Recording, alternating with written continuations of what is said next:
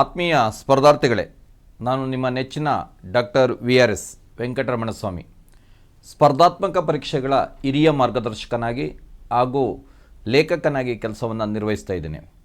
ಇವತ್ತು ಜನವರಿ 11 ನಾನ್ HK KEA ಅವರು FDA ಕಂಡಕ್ಟ್ ಮಾಡಿದ್ದಾರೆ. ಫಸ್ಟ್ ಡಿವಿಷನ್ ಅಸಿಸ್ಟೆಂಟನ್ನು. ಈ FDA ಸೈನ್ಸಿಂದ ಏನೇನು ಪ್ರಶ್ನೆಗಳು ಬಂದಿತ್ತು ಅನ್ನೋದನ್ನು ಸಂಭಾವ್ಯ ಉತ್ತರಗಳನ್ನು ಅವಲೋಕನವನ್ನು ಮಾಡೋಣ.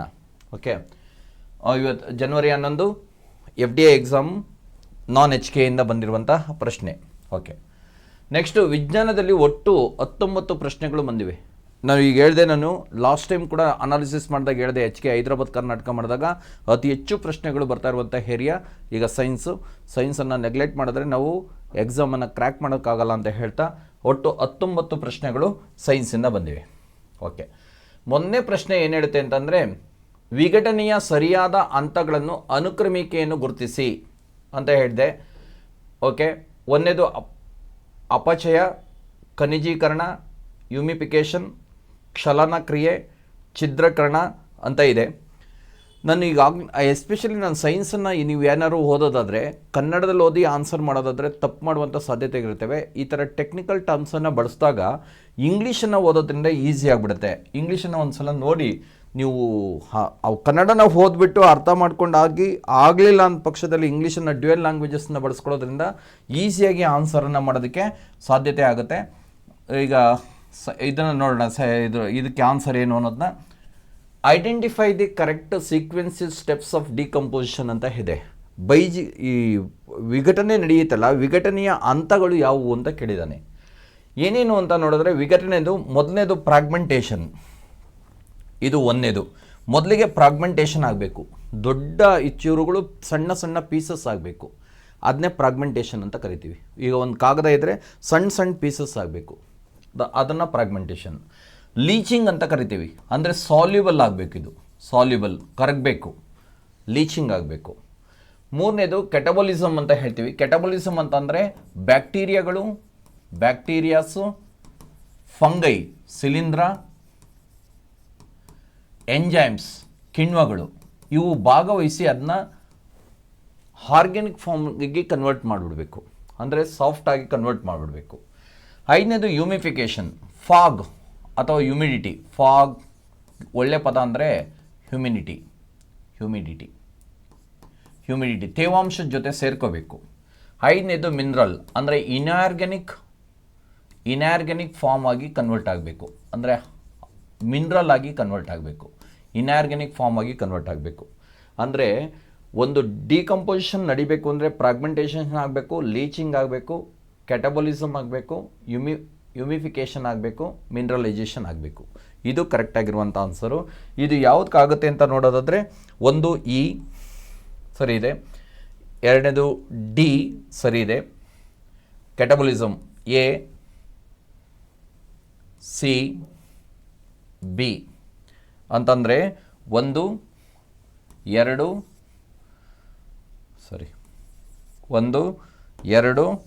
3 4 5 ಈ ಆರ್ಡ್ರ್ನಲ್ಲಿ ಇರಬೇಕಾಗುತ್ತೆ. ಇದು ಕರೆಕ್ಟ್ ಆನ್ಸರ್. ಓಕೆ, ಹಾಂ, ಅಂದರೆ ವಿಘಟನೆ ನಡಿಬೇಕಾದ್ರೆ ನಡೆಯುವಂಥ ಹಂತಗಳನ್ನು ಕೇಳಿದ್ದಾನೆ ಅವನು. ಓಕೆ, ನೆಕ್ಸ್ಟ್ ಹೋಗೋಣ. ಈ ಕೆಳಗಿನವುಗಳಿಂದ ಸರಿಯಾದ ಹೇಳಿಕೆಯನ್ನು ಆಯ್ಕೆ ಮಾಡಿ ಅಂತ ಕೇಳಿದ್ದಾನೆ. ಓಕೆ, ಒಂದನೇದು, ಆವಾಸ ಸಸ್ಯಗಳನ್ನು ಸಸ್ಯ ಸಾಮ್ರಾಜ್ಯದ ಉಭಯವಾಸಿಗಳೆಂದು ಸಹ ಕರೆಯುತ್ತಾರೆ. ಆವಾಸ ಸಸ್ಯಗಳಿಗೆ ಇಂಗ್ಲೀಷಲ್ಲಿ ಆಂಪಿಬಿಯನ್ಸ್ ಅಂತ ಕರಿತೀವಿ. Amphibians of the plant Kingdom ಅಂತ ಕರೀತಾರೆ ಇದನ್ನು. ಕಾರಣ ಉಭಯವಾಸಿ ಸಸ್ಯಗಳು ಅಂತಂದ್ರೆ ಅರ್ಥ ಏನು ಅಂದರೆ, ಮೊದಲಿಗೆ ನೀರಿನಲ್ಲಿ ಕಾಣಿಸ್ಕೊಂಡದ್ದು ಭೂಮಿ ಮೇಲೆ ಬಂತು, ನೀರು ಮತ್ತು ಭೂಮಿ ಮೇಲೆ ಕಾಣಿಸ್ಕೊಂಡ ಈ ಸಸ್ಯಗಳನ್ನು ಉಭಯವಾಸಿ ಸಸ್ಯಗಳು ಅಂತ ಕರೀತಾರೆ. ಕರೆಕ್ಟಾಗಿದೆ. ಜರಿಗಿಡಗಳಲ್ಲಿ ಝೈಲಮ್ ಮತ್ತು ಫ್ಲೋಯಮ್ ಇರೋದಿಲ್ಲ, ಇರುತ್ತೆ, ಪ್ರಿಮಿಟಿವ್ ಆಗಿರುತ್ತೆ. ಇದು ತಪ್ಪಾದಂಥ ಆನ್ಸರ್. ಓಕೆ, ಅನಾವೃತ ಬೀಜ ಸಸ್ಯಗಳನ್ನು ನಗ್ನ ಬೀಜ ಸಸ್ಯಗಳು ಅಂತ ಕರೀತಾರೆ. ಇಂಗ್ಲೀಷಲ್ಲಿ ಜಿಮ್ನೋಸ್ಪರ್ಮ್ಸ್ ಅಂತ ಕರೀತಾರೆ. ಇವನ್ನ ನೇಕೆಡ್ ಸೀಡ್ ಬಿಯರಿಂಗ್ ಪ್ಲಾಂಟ್ಸ್ ಅಂತಲೇ ಕರಿತೀವಿ. ಇದು ಹೇಳಿಕೆ ಸರಿಯಾಗಿದೆ. ಓಕೆ, ಆವೃತ ಬೀಜ ಸಸ್ಯಗಳು ಏಕ ನಿಷೇಚನವನ್ನು ಪ್ರದರ್ಶಿಸುತ್ತವೆ, ಒಂದೇ ಸಲ ನಿಷೇಚನ ನಡೆಯುತ್ತೆ ಅಂತ ಹೇಳ್ತಾರೆ. ತಪ್ಪಿದು, ಇದು ತಪ್ಪಾಗಿದೆ. ಓಕೆ, ಶೈವಲಗಳು ಅಂದರೆ ಫಂಗೈ, ಅಂದರೆ ಪಾಚಿಗಳು ಅಂತ ಹೇಳ್ತಿರಲ್ಲ ಕನ್ನಡದೊಳಗೆ, ಅದು ಫೈಬೆಲಗಳು ಶೈವಲಗಳು ಶಿಲೀಂಧ್ರ ಸಾಮ್ರಾಜ್ಯಕ್ಕೆ ಸೇರುತ್ತವೆ ಅಂತ ಹೇಳಿದ್ದಾನೆ, ಫಂಗಸ್ ಸಾಮ್ರಾಜ್ಯಕ್ಕೆ ಸೇರ್ತವೆ ಅಂತ ಹೇಳಿದ್ದಾನೆ, ಪಾಚಿಗಳೇ ಒಂದು ಸಪರೇಟ್ ಸಾಮ್ರಾಜ್ಯ. ಇದು ತಪ್ಪಾದಂಥ ಹೇಳಿಕೆ. ಹಾಗಾದರೆ ಸರಿಯಾದಂಥ ಹೇಳಿಕೆಗಳು ಯಾವುವು ಅಂತಂದರೆ, ಆವಾಸ ಸಸ್ಯಗಳನ್ನು ಸಸ್ಯ ಸಾಮ್ರಾಜ್ಯದ ಉಭಯವಾಸಿ ಸಸ್ಯಗಳೆಂದು ಕರೆಯುತ್ತಾರೆ. Amphibians of the plant Kingdom ಅಂತ ಕರೀತಾರೆ, ಕರೆಕ್ಟ್ ಇದೆ. ಜಿಮ್ನೋಸ್ಪರ್ಮ್ಸನ್ನು ನೇಕೆಡ್ ಸೀಡ್ ಬಿಯರಿಂಗ್ ಪ್ಲಾಂಟ್ಸ್ ಅಂತ ಕರೀತಾರೆ, ನಗ್ನ ಬೀಜ ಸಸ್ಯಗಳು ಅಂತ ಕರೀತಾರೆ. ಹಾಗಾದರೆ 1 ಮತ್ತು 3 ಸರಿಯಾಗಿರುವಂತಹ ಆನ್ಸರು ಮೊದಲನೇ ಆಪ್ಷನ್ಸು ಇದಕ್ಕೆ ಸರಿಯಾಗಿದೆ ಅಂತ ಹೇಳ್ತಾ ಮುಂದಿನ ಪ್ರಶ್ನೆಗಳಿಗೆ ಹೋಗೋಣ. ಫಾಲೋ ಮಾಡ್ತಾ ಇದ್ದೀರಾ ಅಂತ ಅಂದ್ಕೊಂಡಿರ್ತೀನಿ. ಮುಂದಿನ ಪ್ರಶ್ನೆಗೆ ಹೋಗೋಣ. ಏಡ್ಸ್ HIV ಸಂಬಂಧಿಸಿದಂತೆ ಈ ಕೆಳಗೆ ಕೊಟ್ಟಿರುವ ಸರಿಯಾದ ಹೇಳಿಕೆಯನ್ನು ಗುರುತಿಸಿ. ಏಡ್ಸ್ಗೆ ಸಂಬಂಧಿಸಿದಂತೆ ಹೇಳಿಕೆಗಳನ್ನು ಕೊಟ್ಟಿದ್ದಾನೆ, ಅದರಲ್ಲಿ ಸರಿಯಾದಂಥ ಹೇಳಿಕೆ ಯಾವುದು ಅಂತ ಹೇಳಬೇಕು. ಒಂದನೇ ಹೇಳಿಕೆ ಏನು ಹೇಳುತ್ತೆ ಅಂತಂದರೆ, ಏಡ್ಸ್ ಒಂದು ರೋಗವಲ್ಲ, ಕರೆಕ್ಟ್ ಇದೆ. ಇದೊಂದು ಇನ್ಫೆಕ್ಷನ್ನು, ಓಕೆ. ಆದರೆ ರೋಗಗಳ ಕೂಪ, ಇದನ್ನು ಅಕ್ಯುಮುಲೇಷನ್ ಆಫ್ ದಿ ಡಿಸೀಸಸ್ ಅಂತ ಕರೀತಾರೆ. ಏಡ್ಸ್ ಬಂದಾದಮೇಲೆ ನಮ್ಮ ದೇಹದಲ್ಲಿ WBCsನ ತಿಂದಾಕ್ಬಿಡುತ್ತೆ, ನಮ್ಮ ದೇಹದಲ್ಲಿ ರೋಗ ನಿರೋಧಕ ಶಕ್ತಿ ಹೊಟ್ಟೋಗ್ಬಿಡುತ್ತೆ, ಎಲ್ಲ ಕಾಯಿಲೆಗಳು ಹೊಟ್ಟೋಗ್ಬಿಡ್ತವೆ. ಒಬ್ಬ ಏಡ್ಸ್ ರೋಗಿಯನ್ನು ಕೊನೆಯ ಹಂತದಲ್ಲಿ ನೀವು ಸ್ಕ್ರೀನಿಂಗ್ ಮಾಡಿದ್ರೆ 4 ರಿಂದ 5 ರೋಗಗಳಿರ್ತವೆ. ಆದ್ದರಿಂದ ಇದನ್ನು ರೋಗಗಳ ಕೂಪ, ಅಕ್ಯುಮುಲೇಷನ್ ಆಫ್ ದಿ ಡಿಸೀಸಸ್ ಅಂತ ಕರೀತಾರೆ. ಓಕೆ, ಸ್ಟೇಟ್ಮೆಂಟ್ ಸರಿಯಾಗಿದೆ. HIV ರೋಗಾಣುವು ರಿಟ್ರೋವೈರಸ್, ಇದು ಕೂಡ ಕರೆಕ್ಟ್ ಆಗಿದೆ.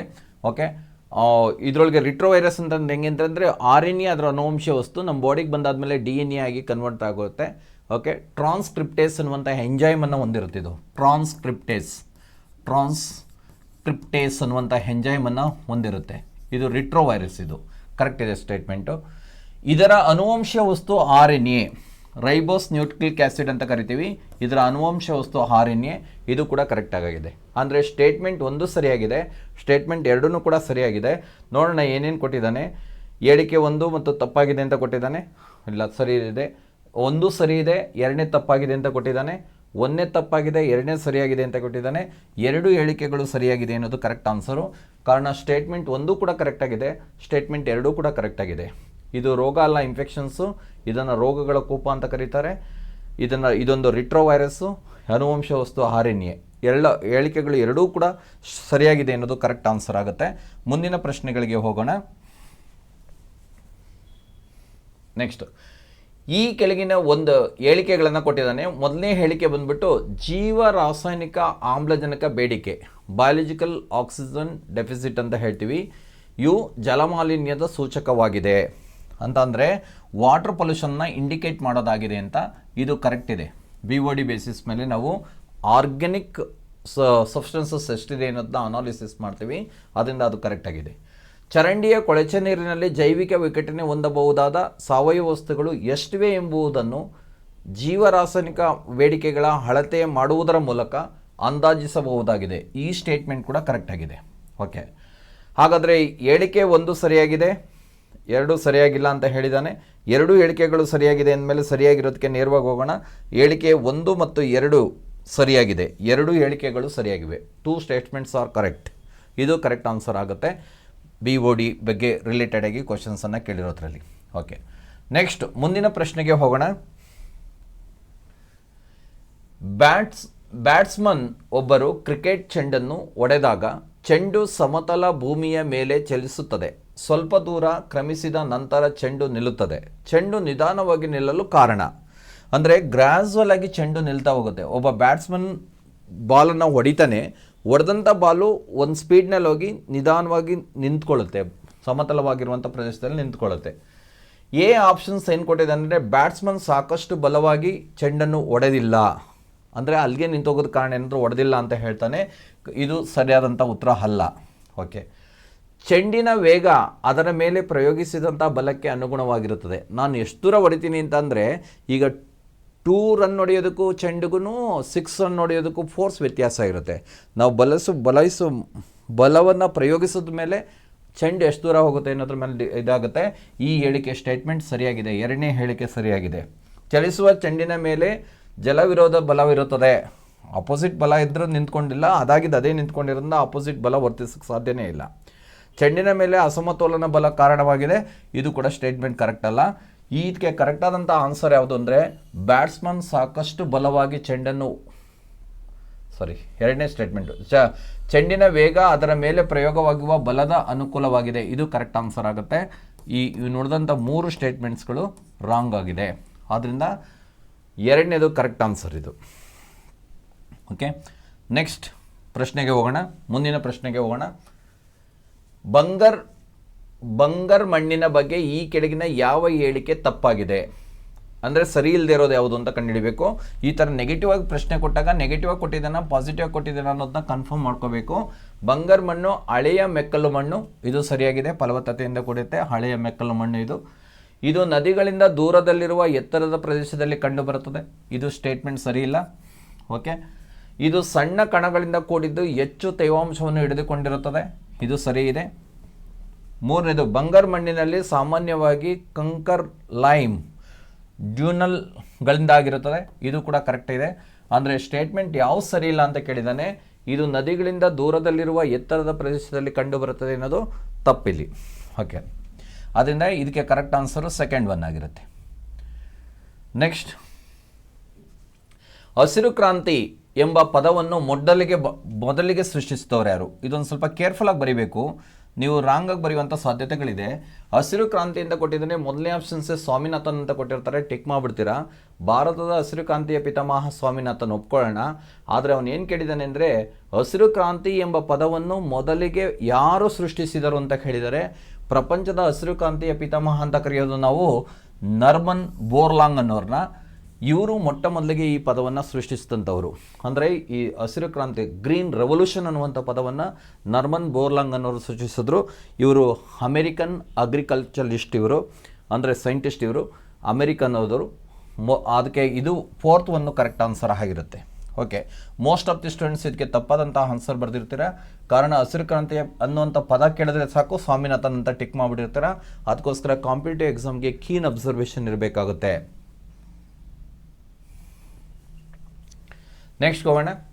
Okay, TKM R12 MTU 1001 Pusa RH10 agro 6201 ಯಾವುದರ ತಳಿಗಳು ಅಂತ ಇದೆ. ಇಲ್ಲಿ RH ಅನ್ನೋಂಥ ಪದ ಬಂದಿರೋದ್ರಿಂದನೇ ನೋಡ್ಬೋದು ಇದು ಭತ್ತದ ತಳಿ ಅಂತ ಗೊತ್ತಾಗ್ಬಿಡುತ್ತೆ ನಿಮಗೆ. ಇದು ಭತ್ತದ ತಳಿಯ, ಇದು ಭಾರತದಲ್ಲಿ ಸಾಮಾನ್ಯವಾಗಿ ಬಳಸುವ ಭತ್ತದ ತಳಿ. ನೇರವಾಗಿ ಆನ್ಸರನ್ನು ಹೇಳ್ಬಿಡ್ಬೋದು. ಇದೊಂದು ಫ್ಯಾಡಿ ಬ್ರೀಡ್ಸ್, ಇದು ಬ್ರೀಡ್ಸ್ ಅಂತಲೇ ಹೇಳ್ತೀವಿ, ರೇಸಸ್ ಅಂತಲೂ ಹೇಳ್ತೀವಿ, ಬ್ರೀಡ್ಸ್ ಅಂತಲೂ ಹೇಳ್ಬೋದು. ಬ್ರೀಡ್ಸ್ ತಳಿಗಳು. ಓಕೆ, ಪ್ಯಾಡಿ ಬ್ರೀಡ್ಸ್, ಇದು ನೇರವಾಗಿ ಹೇಳ್ಬಿಡೋದಕ್ಕೆ ಆನ್ಸರ್ ಆಗಿರೋ ಸಾಧ್ಯತೆ ಇದೆ. ಅದರಿಂದ ಇದನ್ನು ಅವಲೋಕಿಸುವಂಥ ಅವಶ್ಯಕತೆ ಇಲ್ಲ. ನೆಕ್ಸ್ಟ್ ಕ್ವಶನ್ಸ್ಗೆ ಹೋಗೋಣ. ನೆಕ್ಸ್ಟ್, ಪಟ್ಟಿ 1 ಮತ್ತು ಪಟ್ಟಿ 2 ಹೊಂದಿಸಿ ಬರೆಯಿರಿ. ಸರಿಯಾದ ಉತ್ತರದ ಸಂಕೇತಗಳನ್ನು ಆಯ್ಕೆ ಮಾಡಿ. ಪಟ್ಟಿ 1 ಕೊಟ್ಟಿದ್ದಾನೆ, ಪಟ್ಟಿ 2 ಕೂಡ ಕೊಟ್ಟಿದ್ದಾನೆ. ಇದರಲ್ಲಿ ಸರಿಯಾದಂಥ ಉತ್ತರ ಯಾವುದು ಅನ್ನೋದನ್ನು ಆರಿಸಿ ಬರಿಬೇಕು. ಮೊದಲಿಗೆ ನೇರವಾಗಿ ನೋಡೋಣ. ಪಟ್ಟಿ ಎ ಮತ್ತು ಬಿ ಯನ್ನು ಹೋಲಿಕೆ ಮಾಡೋಣ, ಆಮೇಲೆ ಸರಿಯಾದದನ್ನು ಆರಿಸೋದಕ್ಕೆ ಪ್ರಯತ್ನ ಮಾಡೋಣ. ಸಾರಜನಕದ ಚಕ್ರ, ಇಂಗ್ಲೀಷಲ್ಲಿ ನೈಟ್ರೋಜನ್ ಸೈಕಲ್ ಅಂತ ಕರೀತಾರೆ. ನೈಟ್ರೋಜನ್ ಸೈಕಲು ಸಾರಜನಕ ಸ್ಥಿರೀಕರಣ ಮತ್ತು ಡಿನೈಟ್ರಿಫಿಕೇಷನ್, ಅಂದರೆ ಮತ್ತೆ ವಾತಾವರಣಕ್ಕೆ ಸಾರಜನಕ ಬರೋದಕ್ಕೆ ಸಂಬಂಧಪಟ್ಟಿರುವಂಥದ್ದು. ಇದು ನೇರವಾಗಿದೆ, ಇದು ಕರೆಕ್ಟ್ ಆನ್ಸರ್. ಜಲಚಕ್ರ, ವಾಟರ್ ಸೈಕಲ್ ಹೆಂಗೆ ಮುಂದುವರಿಯುತ್ತೆ ಅಂದರೆ ಬಾಷ್ಪೀಕರಣ ಅಂತ ಹೇಳ್ತೀವಿ. ಆವಿಯಾದಂಥ ನೀರು ಮತ್ತು ವೃಷ್ಟಿಗೊಳ್ಳೋದು, ಇದು ಕರೆಕ್ಟಾಗಿದೆ. ಇದು 4ನೇದಕ್ಕೆ ಸರಿ ಇದೆ. ಇಂಗಾಲದ ಚಕ್ರ ನಡೆಯೋದು ದ್ಯುತಿ ಸಂಶ್ಲೇಷಣ ಕ್ರಿಯೆ ನಡೆಯೋದ್ರಿಂದ, ಉಸಿರಾಟ ಕ್ರಿಯೆ ನಡೆಯೋದ್ರಿಂದ, ಇದು ಕರೆಕ್ಟ್ ಇದೆ. ಗಂಧಕ, ಸಲ್ಫರ್ ಸೈಕಲ್ ಯಾವುದ್ರ ಮೇಲೆ ನಡೆಯುತ್ತೆ ಅಂದರೆ ಖನಿಜಗಳಿಂದ ನಡೆಯುತ್ತೆ. ಓಕೆ, ಈಗ ಇದಕ್ಕೆ ಕರೆಕ್ಟಾಗಿರೋದನ್ನು ನೋಡೋಣ.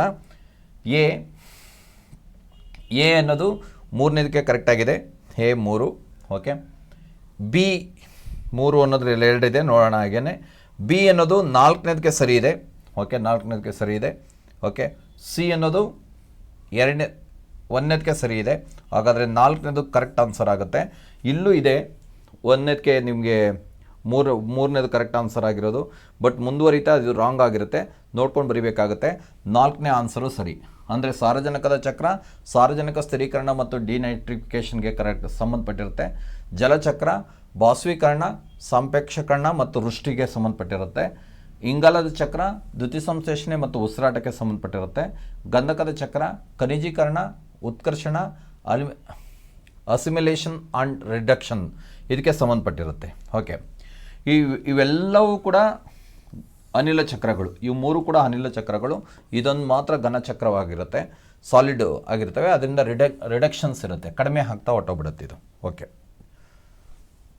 ಕಡಿಮೆ ಆಗ್ತಾ ಹೋಗುತ್ತೆ. ಅನಿಲ ಚಕ್ರಗಳು ಹೆಂಗೆ, ಈಗ ನೋಡಿ ವಾತಾವರಣದಲ್ಲಿ ಮೊದಲಿಗೂ 78% ನೈಟ್ರೋಜನ್ ಇತ್ತು, ಇವಾಗ ನೋಡಿದ್ರು 78% ನೈಟ್ರೋಜನ್ ಇದೆ. ಮೊದಲಿಗೂ ಆಕ್ಸಿಜನ್ 21% ಇತ್ತು, ಇವಾಗಲೂ ಆಲ್ಮೋಸ್ಟ್ ಒಂಚೂರು ಹೆಚ್ಚು ಕಮ್ಮಿ 21% ಇರುತ್ತೆ. ಆದರೆ ಸಾಲಿಡಲ್ಲಿ ಏನಾಗುತ್ತೆ ಅಂದರೆ ಇದು ಕಡಿಮೆ ಕಡಿಮೆ ಕಡಿಮೆ ಆಗ್ತಾ ಬಂದುಬಿಡುತ್ತೆ. ಫಾಸ್ಫರಸ್ಸು, ಸಲ್ಫರು ಇದರೆಲ್ಲ ಕಡಿಮೆ ಆಗ್ತಾ ಬಂದುಬಿಡುತ್ತೆ.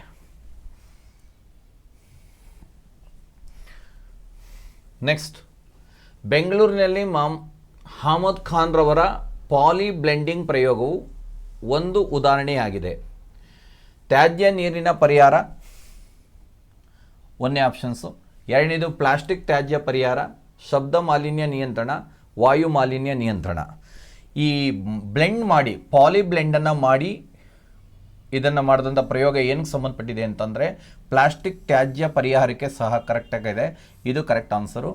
ಅಂದರೆ ಪ್ಲಾಸ್ಟಿಕ್ ತ್ಯಾಜ್ಯ ಪರಿಹಾರವನ್ನು ಕಂಡುಕೊಳ್ಳೋದಕ್ಕೆ ಬೆಂಗಳೂರಿನ ಅಹಮದ್ ಖಾನ್ ರವರು ಪಾಲಿ ಬ್ಲೆಂಡ್ ಅದನ್ನು ಬ್ಲೆಂಡ್ ಮಾಡಿ, ಆ ಬ್ಲೆಂಡ್ ಮಾಡಿದಂಥ ಪ್ರಾಡಕ್ಟ್ಗಳನ್ನು ನಾವು ಪೆಟ್ರೋಲನ್ನು ತೆಗೆಯೋದಕ್ಕೆ ಬಳಸ್ಬೋದು ಮತ್ತು ರೋಡನ್ನು ಮಾಡೋದಕ್ಕೆ, ಟಾರ್ ರೋಡ್ಗಳನ್ನು ಮಾಡೋದಕ್ಕೆ ಬಳಸ್ಬೋದು ಅನ್ನೋದನ್ನು ಹೇಳ್ಕೊಟ್ರು. ಅದರಿಂದ ಎರಡನೇ ಆಪ್ಷನ್ಸು ಇದರಲ್ಲಿ ಕರೆಕ್ಟಾಗಿದೆ. ಇದು ಇತ್ತೀಚೆಗೆ ನ್ಯೂಸ್ ಪೇಪರಲ್ಲಿ ಕೂಡ ಬಂದಿತ್ತು, ನೋಡಿರ್ತೀರ ಅಂತ ಅಂದ್ಕೊಂಡಿರ್ತೀನಿ. ನೆಕ್ಸ್ಟ್ ಪ್ರಶ್ನೆ, ಮುಂದಿನ ಪ್ರಶ್ನೆಗೆ ಹೋಗೋಣ. ಕೆಳಗೆ ನೀಡಿರುವ ಸಂಕೇತಗಳನ್ನು ಬಳಸಿಕೊಂಡು ಪಟ್ಟಿ 1 ಮತ್ತು ಪಟ್ಟಿ 2ರೊಂದಿಗೆ ಹೋಲಿಸಿ ಸರಿಯಾದ ಆಯ್ಕೆಯನ್ನು ಆರಿಸಿ ಅಂತ ಇದೆ. ಒಂದಷ್ಟು ಕೆಮಿಕಲ್ ಕಾಂಪೌಂಡ್ಗಳನ್ನು ಕೊಟ್ಟಿದ್ದಾನೆ ಒಂದು ಸೈಡ್ಗೆ, ಅವನ್ನ ಏನ್ರಲ್ಲಿ ಬಳಸ್ತಾರೆ ಅನ್ನೋದನ್ನ B14ನಲ್ಲಿ ಕೊಟ್ಟಿದ್ದಾನೆ. ಇವನ್ನ ಕರೆಕ್ಟಾಗಿ ಮಾಡ್ತಾ ಹೋಗೋಣ, ಆಮೇಲೆ ಯಾವ ಹೇಳಿಕೆ ಸರಿಯಾಗಿದೆ ಅಂತ ನೆಕ್ಸ್ಟ್ ನೋಡೋಣ. ಫಾರ್ಮಲಿನ್, ಕನ್ನಡದಲ್ಲಿ ದ್ರಾವಕ ಅಂತ ಕರೀತಾರೆ. ಫಾರ್ಮಲಿನ್ನ ಜೈವಿಕ ಮಾದರಿಗಳ ಸಂರಕ್ಷಣೆ, ಸ್ಪೆಸಿಮನ್ಸನ್ನು ಪ್ರಿಸರ್ವ್ ಮಾಡೋದಕ್ಕೆ ಬಳಸ್ತಾರೆ. ಲ್ಯಾಬ್ಗಳಲ್ಲಿ ಸ್ಪೆಸಿಮನ್ಸ್ ಇರುತ್ತಲ್ಲ, ಅದನ್ನ ಪ್ರಿಸರ್ವ್ ಮಾಡೋದಕ್ಕೆ, ಕೆಟ್ಟೋಗ್ದಂಗೆ ನೋಡ್ಕೊಳ್ಳೋಕ್ಕೆ ಬಳಸ್ತಾರೆ ಇದನ್ನು. ಸೋಡಿಯಂ ಬೆಂಜೋಯೇಟ್ ಅಂತ ಕೇಳಿರ್ತೀರ.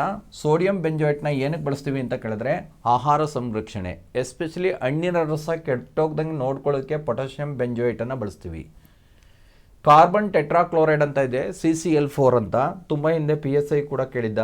ಇದನ್ನು ಏನಕ್ಕೆ ಬಳಸ್ತಾರೆ ಅಂತಂದರೆ ಬೆಂಕಿಯನ್ನು ನಂದಿಸೋದಕ್ಕೆ ಬಳಸ್ತೀವಿ.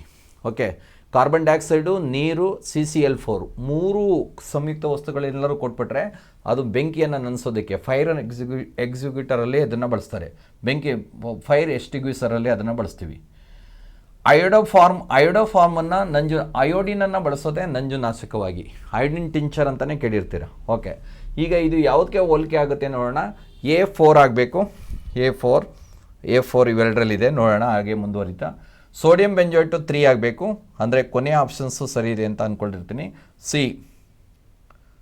ಸೆಕೆಂಡ್, ಥರ್ಡ್ ಸರಿ ಇದೆ, 4th ಆಪ್ಷನ್ ಸರಿ ಇದೆ.